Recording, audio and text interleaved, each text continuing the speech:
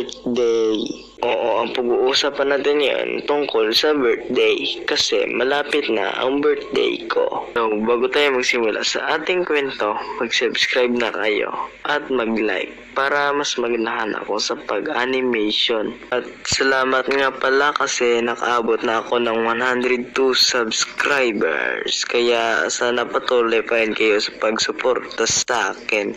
Kaya bago tayo magsimula sa ating kwento, mag-subscribe na kayo at mag-like. Tuwing may birthday, hindi mawawala ang mga handa. Erp, birthday ko na pala bukas. Oh, advance happy birthday, Erp. Thank you. Pupunta ako bukas, Erp, ha. Spaghetti lang yung handa ko, Erp. Wala kasi kaming pera pang bili ng mga pagkain, or handa. Okay, dalhan na lang ako bukas, Erp, ha. Sige, dalhan na lang kita bukas. Kahit wala akong handa sa birthday ko, okay na ako tuwing may bumabati sa akin na happy birthday. Pero para sa akin, pag bata ka lang, masayang mag-birthday. Kasi may matatanggap ka na regalo, o di kaya pera.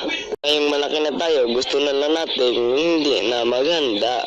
At pirahin na lang natin yung birthday natin para makabili tayo ng mga damit, short at mga sapatos. At ang masaya pa dyan, makakasama mo yung mga tropa mo. Pre, birthday ko pala, pre. Punta tayo sa bahay ngayon.